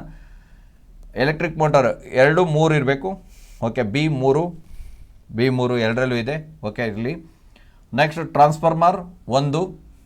ಓಕೆ, ಮತ್ತು ಎಲೆಕ್ಟ್ರೋಪ್ಲೇಟಿಂಗ್ 2. ಇದು ಕರೆಕ್ಟ್ ಆನ್ಸರ್. ಓಕೆ, ಈ ರೀತಿಯಲ್ಲಿ ನೀವು ಮಾಡ್ಕೊಂಬಂದರೆ ಮಾತ್ರ ಕರೆಕ್ಟ್ ಆನ್ಸರ್ ಮಾಡೋದಕ್ಕಾಗುತ್ತೆ. ಮ್ಯಾಥ್ಯೂ ಫಾಲೋಯಿಂಗು ಕಾಂಪಿಟೇಟಿವ್ ಎಕ್ಸಾಮ್ನಲ್ಲಿ ಹೇಗೆ ಅಂತಂದರೆ ಹೊಡೆದ್ರೆ ಲಕ್ಕು ಒಂದೇ ಕಡೆಗೆ ಮಾರ್ಕ್ಸ್ ಹೊಟ್ಟೋಗ್ಬಿಡುತ್ತೆ. ಒಂದು ಸ್ವಲ್ಪ ಹ್ಯಾಮರಿದ್ರೆ ಮಾರ್ಕ್ಸ್ ಹೋಗುವಂಥ ಸಾಧ್ಯತೆ ಇದೆ. ಹೀಗೆ ನೀವು ನೀಟಾಗಿ ಅನಲೈಸ್ ಮಾಡಿಬಿಟ್ಟು ನಂತರ ಆನ್ಸರನ್ನು ಟ್ರೇಸ್ ಔಟ್ ಮಾಡೋದು ತುಂಬ ಈಸಿ ಆಗುತ್ತೆ ಅಂತ ಹೇಳ್ತೀನಿ. ನೋಡೋಣ. ಇದು ಕನ್ನಡದಲ್ಲೂ ಕೂಡ ಅಷ್ಟೇ. ಕನ್ನಡದಲ್ಲೂ ನೀವೇನಾದರೂ ಇದನ್ನು ಮಾಡ್ತಾ ಬಂದರೆ ಅದು ಇದೇ ರೀತಿಯಲ್ಲೇ ಇರುತ್ತೆ. ವಿದ್ಯುತ್ ಮೋಟಾರ್ ವಿದ್ಯುತ್ನ ಯಾಂತ್ರಿಕ ಪರಿಣಾಮವನ್ನು ಮಾಡುತ್ತೆ. ವಿದ್ಯುತ್ ಗಂಟೆ ವಿದ್ಯುತ್ನ ಕಾಂತೀಯ ಪರಿಣಾಮದ ಮೇಲೆ ಕೆಲಸ ಮಾಡುತ್ತೆ. ವಿದ್ಯುತ್ ಪರಿವರ್ತಕ ಅಂದರೆ ಟ್ರಾನ್ಸ್ಫಾರ್ಮರ್ ಪರಸ್ಪರ ಪ್ರೇರಕ ತತ್ವದ ಮೇಲೆ ಕೆಲಸ ಮಾಡುತ್ತೆ. ವಿದ್ಯುತ್ ಲೇಪನ ಅಂದರೆ ಪ್ಲೇಟಿಂಗ್ ವಿದ್ಯುತ್ನ ರಾಸಾಯನಿಕ ಪರಿಣಾಮದ ಮೇಲೆ ಕೆಲಸವನ್ನು ನಿರ್ವಹಿಸುತ್ತೆ. ಓಕೆ, ಆದ್ಮೇಲೆ ನಮ್ಮದು ಬುಕ್ ಇದೆ ಸಮಗ್ರ ಸ್ಪರ್ಧಾ ವಿಜ್ಞಾನ ಅಂತ. ಇದು 2010ರಿಂದನೂ ಇದೆ. ಪ್ರಾಯಶಃ ಎರಡನೇ ವಿಜ್ಞಾನ ಪುಸ್ತಕ ಇಡೀ ಕರ್ನಾಟಕದಲ್ಲಿ ಮೊಟ್ಟ ಮೊದಲಿಗೆ ಕಾಂಪಿಟೇಟಿವ್ ಎಕ್ಸಾಮ್ಗೋಸ್ಕರ ತಯಾರಾದಂಥ ಎರಡನೇ ವಿಜ್ಞಾನ ಪುಸ್ತಕ. ಮೊದಲನೇದು ಸುರೇಶ್ ಸರ್ ಬರೆದಿದ್ರು, ಎರಡನೇದೇ ಇದು. ಇಲ್ಲಿವರೆಗೆ 10 ರಿವೈಸ್ಡ್ ಮುದ್ರಣಗಳನ್ನು ಕಂಡಿದೆ. ಇದೇ ಆಧಾರದಲ್ಲಿ ನಾನು ಬರೆದಿದ್ದೀನಿ. ಬಯಾಲಜಿ, ಪರಿಸರಶಾಸ್ತ್ರ, ರಸಾಯನಶಾಸ್ತ್ರ, ಭೌತಶಾಸ್ತ್ರ, ವಿಜ್ಞಾನ ಮತ್ತು ತಂತ್ರಜ್ಞಾನ, ಅಪ್ಲೈಡು, ಸ್ಪೆಷಲ್ ಸೈನ್ಸು, ಇಷ್ಟು ಅಂದರೆ ವಿಜ್ಞಾನದಲ್ಲಿ ಕೇಳುವಂಥ ಎಲ್ಲ ಕ್ವಶನ್ಸ್ಗಳು ಅದರೊಳಗೆ ಅನಾಲಿಸಿಸ್ ಆಗೋ ರೀತಿಯಲ್ಲಿ ಮಾಡಿದ್ವಿ. ಈಚ್ ಚಾಪ್ಟರ್ ಇರುತ್ತೆ, ರನ್ನಿಂಗ್ ನೋಟ್ಸ್ ಇರುತ್ತೆ. ಚಾಪ್ಟರ್ ಕೊನೆಯಲ್ಲಿ NCERT key note of NCERT ಅಂತ ಇರುತ್ತೆ, ಅದು ಮೇಯ್ನ್ ಪಾಯಿಂಟ್ ಆಗಿರುತ್ತೆ. ಅದೇ ಎಕ್ಸಾಮ್ ಬರುವಂಥ ಸಾಧ್ಯತೆಗಳು ಜಾಸ್ತಿ ಇರ್ತವೆ. ಅದಾದಮೇಲೆ ಈಚ್ ಚಾಪ್ಟರ್ನಲ್ಲಿ PC ಇಂದ ಹಿಡಿದು UPSCವರೆಗೆ ಏನೆಲ್ಲ ಪ್ರಶ್ನೆಗಳು ಕೇಳಿದ್ದಾನೆ ಇಲ್ಲಿವರೆಗೆ ಆ ಎಲ್ಲ ಪ್ರಶ್ನೆಗಳು, ಪ್ರಶ್ನೆ ವಿತ್ ಉತ್ತರ, ಕೀ ಆನ್ಸರ್ ಕೂಡ ಇರುತ್ತೆ ಇದರೊಳಗೆ. ಆಮೇಲೆ ನಿಮಗೆ ಎಲ್ಲಿ ಅವಶ್ಯಕತೆ ಇದೆ, ಡಿಫಿಕಲ್ಟಿ ಇದೆ ಅಂದರೆ ಕಾನ್ಸೆಪ್ಟ್ ಡಿಫಿಕಲ್ಟಿ ಇದೆ, ಅಲ್ಲಿ ಚಿತ್ರಗಳನ್ನು ಕೂಡ ಕೊಟ್ಟಿದ್ದೀವಿ. ಇಲ್ಲಿವರೆಗೆ ಆದಂಥ ಎಕ್ಸಾಮ್ಗಳನ್ನು 2021ರಿಂದ 2025ರವರೆಗೆ ಮೇಯ್ನಾಗಿ ಆದಂಥ ಎಕ್ಸಾಮ್ಗಳಲ್ಲಿ ನಾವು ಅನಾಲಿಸಿಸ್ ಕೂಡ ಮಾಡಿದ್ದೀವಿ. ಅಂದರೆ ಎಷ್ಟು ಕ್ವಶನ್ಸ್ಗಳನ್ನ ಕೇಳಿದ್ದೆ ಎಕ್ಸಾಮ್ನಲ್ಲಿ ಸೈನ್ಸಿಂದ, ಎಷ್ಟು ಕ್ವಶನ್ಸ್ ನಮ್ಮ ಬುಕ್ಕಿಂದ ಬಂದಿದೆ, ಎಷ್ಟು ಪರ್ಸೆಂಟೇಜ್ ಅದು ಎಫೆಕ್ಟಿವಿಟಿ ಆಗಿದೆ ಅಂತ ಗೊತ್ತಾಗುತ್ತೆ ನಿಮಗೆ. ಇದು 590 ಪೇಜ್ ಇದೆ, ಆಲ್ಮೋಸ್ಟ್ 600 ಪೇಜ್ ಇದೆ. 600 ಪೇಜ್ಗೆ ₹1 ಇಟ್ಟರೂ ಕೂಡ ಇದಕ್ಕೆ ₹600 ಇಡಬೇಕು. ನಾವು ಇಟ್ಟಿರೋದು ₹498. ಕಾರಣ ಏನು ಅಂತಂದರೆ ಕನ್ನಡದಲ್ಲಿ ಓದುವಂಥವರು ರೂರಲ್ಲಿಂದ ಬಂದಂಥ ಮಕ್ಕಳುಗಳಾಗಿರ್ತಾರೆ, ಹೊರೆ ಆಗಬಾರ್ದು ಅನ್ನೋ ದೃಷ್ಟಿಯಿಂದ ₹500 ಕ್ರಾಸ್ ಆಗ್ದಂಗೆ ನೋಡ್ಕೊಂಡಿದ್ದೀವಿ. A1 ಸೈಜ್ನಲ್ಲಿರುತ್ತೆ, almost A4 ಸೈಜ್ನಲ್ಲಿರುತ್ತೆ. ಇದು ಅಷ್ಟು ದೊಡ್ಡ ಪೇಜಲ್ಲಿ ಎಲ್ಲ ಎಕ್ಸಾಮ್ಗಳಲ್ಲೂ ಕ್ವಶನ್ಸ್ ಕವರ್ ಆಗ್ತವೆ. ಇವತ್ತು ಬಂದಿರುವಂಥ 19 ಕ್ವಶನ್ಸ್ಗಳು ಕವರ್ ಆಗಿವೆ. ಒಂದು ಕ್ವಶನ್ಸು ಕರೆಂಟ್ ಇವೆಂಟಿಂದ ಬಂದಿದೆ ನಿಮಗೆ ಅನಾಲಿಸಿಸ್ ಬಗ್ಗೆ, ಬಟ್ ಇವಾಗ ಬರೆಯುವಂಥ ಬುಕ್ಗೆ ಅದನ್ನ ಅಪ್ಡೇಟ್ ಮಾಡಿದ್ದೀನಿ. ನೆಕ್ಸ್ಟು ಇದು ಇತ್ತೀಚೆಗೆ ಬರ್ತಾ ಇರುವಂಥ BE ಮಾಡಿರುವಂಥ ಸ್ಟೂಡೆಂಟ್ಸು ಮತ್ತು ಮೆಡಿಕಲ್ ಸ್ಟೂಡೆಂಟ್ಸ್ ಎಲ್ಲ ಕೇಳ್ತಾಯಿದ್ರು, ನಮಗೆ ಇಂಗ್ಲೀಷಲ್ಲಿ ಇದ್ದರೆ ಒಳ್ಳೆಯದು ಸರ್ ಅಂತ. ಅದಕ್ಕೋಸ್ಕರ ಅವರ ಆಂಬಿಷನ್ಸ್ನು ಫುಲ್ಫಿಲ್ ಮಾಡಬೇಕು ಅನ್ನೋ ದೃಷ್ಟಿಯಿಂದ ನಾವು ಇದನ್ನು ಸ್ಮಾರ್ಟ್ ಸೈನ್ಸ್ ಅಂತ ಬುಕ್ಸನ್ನು ಬರೆದಿದ್ದೀನಿ. ಇದು ಕೂಡ 10th ಎಡಿಷನ್ಸಲ್ಲೇ ಇಟ್ಟಿದ್ದೀನಿ, ಅದು ಕನ್ಫ್ಯೂಸನ್ ಆಗಬಾರ್ದು ಅಂತ. ಹೆಂಗೆ ಕನ್ನಡ ಇದೆಯೋ ಅದೇ ರೀತಿಯಲ್ಲಿ ಇಂಗ್ಲೀಷ್ ಕೂಡ ಇರುತ್ತೆ. ಇದು ರೀಸೆಂಟಾಗಿ ಅಪ್ಡೇಟ್ ಆಗಿರೋದ್ರಿಂದ ಅದಕ್ಕಿಂತ ಹೆಚ್ಚಿಗೆ ಇನ್ಫಾರ್ಮೇಷನ್ಸ್ ಇರುತ್ತೆ. 19 ಕ್ವಶನ್ಸು ಇದರಲ್ಲೂ ಕೂಡ ಕವರ್ ಆಗಿದೆ. ಅದೇ ಆರ್ಡ್ರ್ನಲ್ಲಿದೆ, ಅನಾಲಿಸಿಸ್ ಇದೆ. ಇದು ₹510 ಆಗುತ್ತೆ. 510 ಇದನ್ನು ರೇಟನ್ನು ಇಟ್ಟಿದ್ದೀವಿ. A1 ಸೈಜ್ನಲ್ಲಿ ಕೂಡ ಅವೈಲೇಬಲ್ ಇದೆ. ಹಾಗೆ ನಮ್ಮದು ಯೂಟ್ಯೂಬ್ ಚಾನಲ್ಲು, ಟೆಲಿಗ್ರಾಮ್ ಆ್ಯಪ್ ಇದೆ. ಎಲ್ಲವತ್ತರಲ್ಲೂ ಡಾಕ್ಟರ್ VRS ಗ್ರೂಪ್ ಅನ್ನೋದು ನಮ್ಮ ID ಆಗಿರುತ್ತೆ, ಡಾಕ್ಟರ್ VRS ಗ್ರೂಪ್. ನಮ್ಮ ಸೈನ್ಸ್ ಕ್ಲಾಸಸ್ಸು ಆನ್ಲೈನ್ ಪ್ಲಾಟ್ಫಾರ್ಮಲ್ಲಿ ಕೂಡ ಇದೆ. ನಿಮಗೆ ಅಕ್ಯುರೇಟ್ ಕೋಚಿಂಗ್ ಸೆಂಟರ್ ಅನ್ನುವಂಥ ಆ್ಯಪನ್ನು ಡೆವಲಪ್ ಮಾಡಿದ್ದೀವಿ. ಆ್ಯಪನ್ನು ನೀವು ಪ್ಲೇಸ್ಟೋರ್ನಲ್ಲಿ ಹೋಗಿ ಡೌನ್ಲೋಡ್ ಮಾಡಿಕೊಂಡ್ರೆ ಸೈನ್ಸ್ ಕ್ಲಾಸಸ್ಸಿಂದ ಸ್ಟಾರ್ಟ್ ಮಾಡಿದ್ದೀನಿ. ಮುಂದಿನ ದಿನಗಳಲ್ಲಿ ಎಲ್ಲ ಸಬ್ಜೆಕ್ಟ್ ಕ್ಲಾಸಸ್ಸು ದೊರೆಯುತ್ತೆ ಅಂತ ಹೇಳ್ತಾ ಇವತ್ತಿನ ತರಗತಿಯನ್ನು ಮುಕ್ತಾಯಗೊಳಿಸೋಣ. ಧನ್ಯವಾದಗಳು.